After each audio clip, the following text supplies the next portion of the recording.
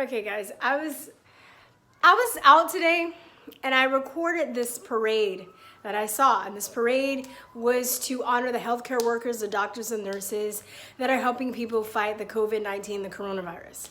Well, there's a problem with that because I actually go to that hospital quite frequently and it's not overrun with people. In fact, people I know that work there, their hours have been cut. It's not busy. It's not busy. Yet there are, I don't know, lots of cars, maybe 100 or so. I mean, it was going on for a while, lined up around the blocks with signs saying, thank you, we love you, you're heroes. And they are, like doctors and nurses are, and people in the healthcare field, they're hardworking people, they're very amiable. I don't really have any issues with any of the people that I work with or that I, come in contact with while I'm working as a medical courier. But there's a problem with the fact that just the hospitals are empty. So I'm like, so they're having this parade for the invisible people that they're supposed to be treating, right? It was just really unsettling to me. And I just wonder if it's going to appear on the news. And then I got to thinking, this is how they make a false flag, right? They have all these elements in place because when people like me and other people, they watch the videos with Film Your Hospital showing all the empty hospitals, and then they'll have this parade. And they're like, well, look, there's this parade. They were showing that they were showing their appreciation for all of the help that the healthcare workers are giving people. That I'm like, what fucking people? What people? The hospitals are still empty. Most of them are, right? And then you have a case where I get people that are like, oh, there's some in New York and a hospital in New Jersey that I hear is overrun. But then you have a doctor coming out and saying, well, he doesn't even think it's coronavirus.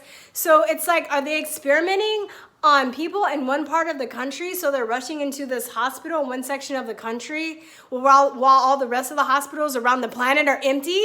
And then you're gonna have this bogus parade, which I'm sure, like, they're real people, right? They probably were told, oh, let's go down and we're having a parade for the healthcare workers. And of course there were cameramen there filming it, so they're having this parade where they're driving around the hospital, not going in the hospital, because these people probably believe all the lies that they're being told on TV.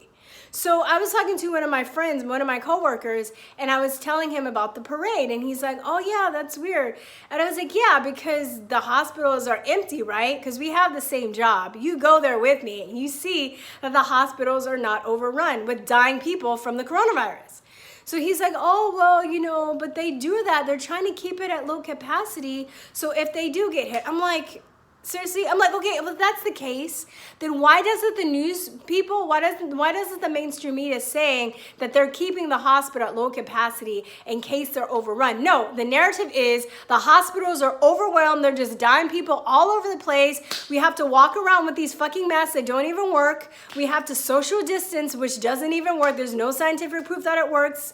It's all like assumption, okay? And now they keep changing the distance of how far the virus is jumping. It's 6 feet, it's 13 feet, it's 24 feet, it's a fucking stadium. How far are we gonna have to walk arms distance in order to be live, okay? And then all the people using the hand sanitizer anywhere, you can't possibly hand sanitize everything. And then somebody just sent me this video, which is why I don't use this shit, talking about if you set hand sanitizer on fire, you can't see it, but it's really flammable. Right? So this lady has like a plate and she puts some hand sanitizer, she puts a match and she puts the flame and you don't see it, then she gets a napkin and the napkin goes up in flames. And then they turn off the light and you can see that the hand sanitizer is going. But yet you want to put this shit on your skin?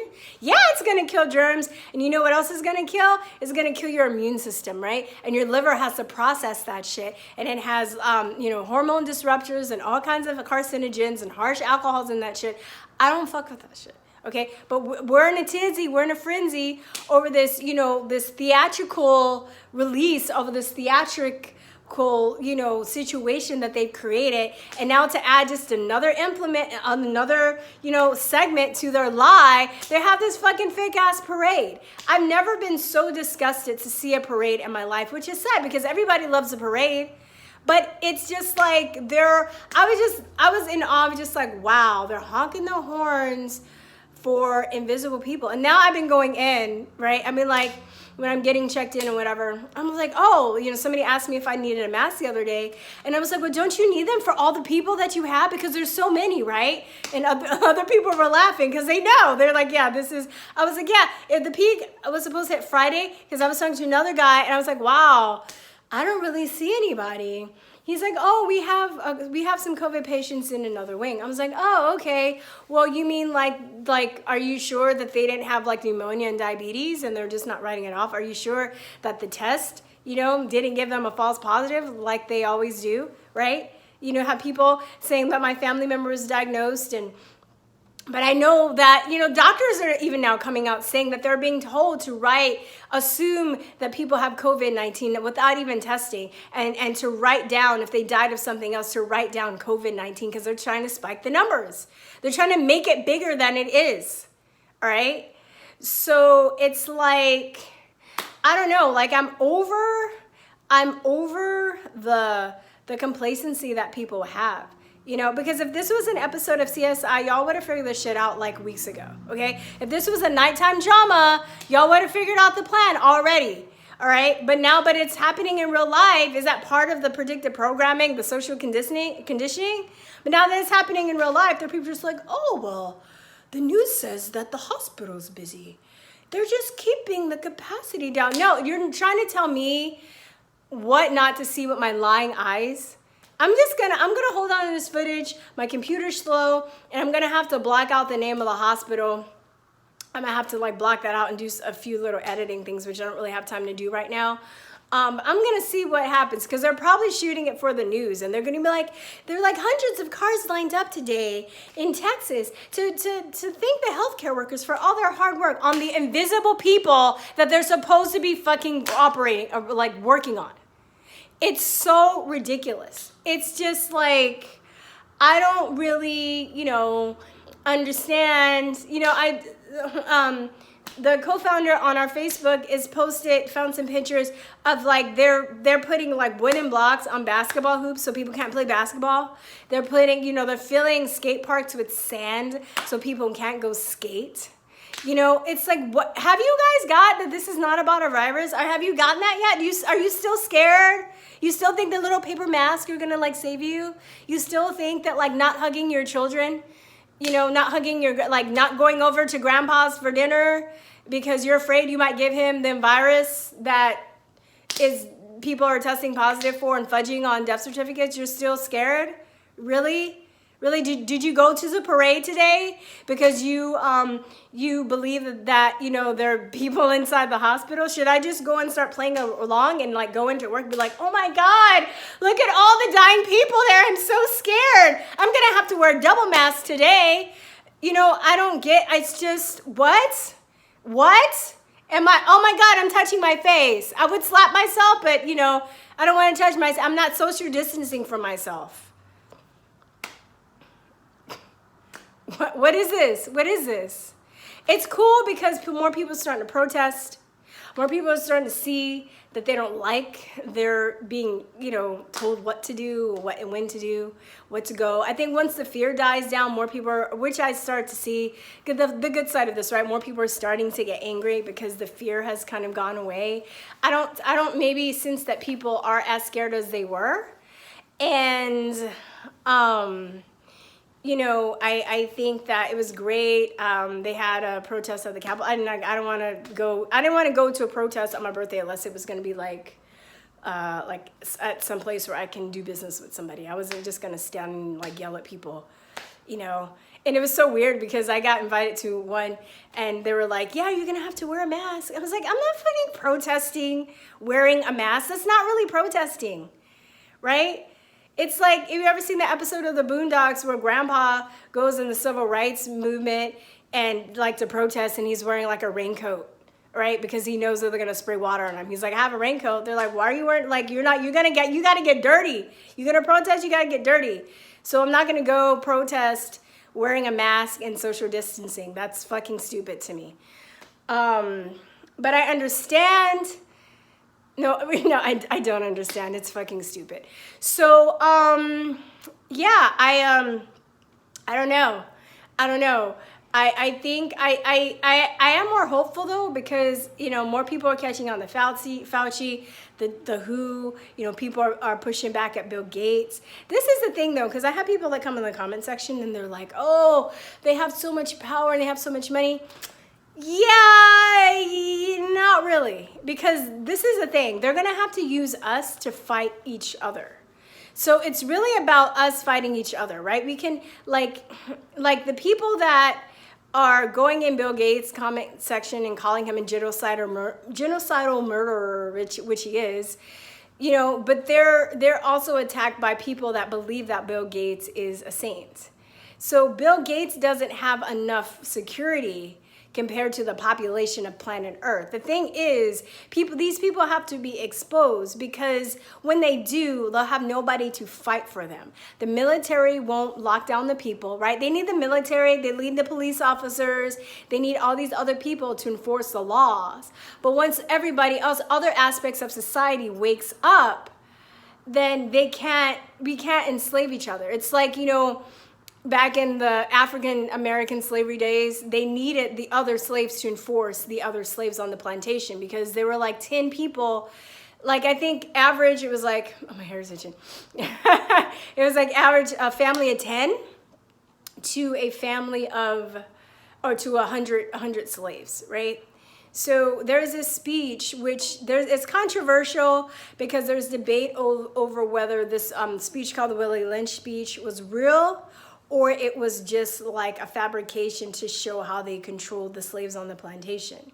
But anyway, slavery was a business. I'm not downplaying it, but technically it was a business. And, you get a family, they own slaves, and they had slaves to produce crops to make business.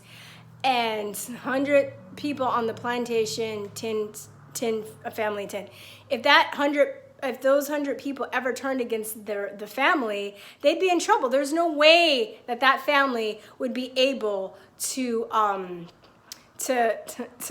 overpower the slaves. So they had to keep them mentally enslaved. And one of the things in the speech that it says done, and it's true to some extent whether this guy gave a speech or not, but this is how they had to keep order. And this is how the elite, I'm thinking of, the human race of all races, not just black people, as slaves on the plantation. So the speech says, turn the light-skinned blacks against the dark-skinned blacks. How much interracism does the black community? And I have black subscribers, y'all know, right?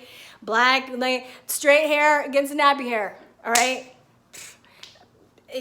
People to this day come on my channel, they don't argue with me, and they still, they'll say that my hair is nappy. Other black people, okay? Even though their hair is naturally like that, and it grows out of their head, that's the hair that God gave them, but yet, they find that wrong with me. Anyway, so turn the lights against the darks, turn the old against the young, turn the men against the women, turn the I don't know, any difference that you can find, and there's an opposite, you turn them against, you make them adversaries of each other. So they're all fighting, and they're fighting so much that they don't have time to look at the real controllers are. But now that Toto is pulled behind the black curtain, or pull back the curtain, and Oz is exposed, these people are going down, okay? But I still get sick when I see like fake parades and shit like that. I'm just like, this is some bullshit. I'm just like, on all the little kids, it was cute. If it was real, I would be like, oh my God, that's the cutest thing, right? Real in the sense, I know the people are real, and I don't think the parade was like, I don't think they're like crisis actors, okay? But I think that they probably got word that they were gonna do this, and people, because most people are good-hearted, they're like, oh yeah, let's go support the doctors and the nurses. But yet, they don't understand what's going on. They're believing everything they're watching on TV. They're not questioning things. And they think that, these people are actually, saving, the world from COVID-19. It's unbelievable. It's unbelievable. But anyway, that's it. I just needed to rant about that. And I have another interview that's going to air this Friday with David Crow. I already taped it, so it's like set for Friday. So I'm getting back into doing interviews again. I'm really excited. I'm going to be interviewing Controversial Reality and Political Avenger soon. So I've been relying like want to hook up with those dudes. So I'm happy about that. And then I have some other people that I'm trying to get interviews for. I know y'all want Dr. Shiva, but I don't know if I'm gonna get him, dude. He's so popular now, and I think his personal assistant thinks I'm a stalker, so I need to like just wait and see. But they said he's had, or I heard Dr. Shiva say the other day, he's had over 400 interview requests. So I don't even know where I am in the stack of interviews, and I don't know if he's gonna be able to do all of that. So if he were smart, you know, he'd probably do the people with the most subscribers first, because he has a message that he's trying to get out. I understand, you know, if he doesn't get to me, I would really like to interview him. But, you know, I'm trying, guys. I know I see your request, and I would like to interview him too, but, you know, we gotta wait. So anyway, I sent an interview out to Dr. Buttar too. He's bomb. I like him because I was watching his interview, and then there's some people that I've interviewed when I had the podcast in April. I would interview people. We would get certain people on, and if they were like professionals or whatever, we'd always be like, okay, we're just gonna ask them, you know, nice questions, and we don't want to like talk about the eugenics plan and the New World Order, because we don't know how woke they are, right? But I was looking at Dr. Buttar's video. That dude was woke as fuck. He does not care. I love it. So I definitely want to vibe with somebody like that. If there's anybody else you want me to interview while I'm waiting, you know, trying to get my interview list, please put it down in the comments. But yeah, guys, that's it. Fake ass parade. So much bullshit. All right. All right. Peace and love. Talk to you guys later. Bye-bye.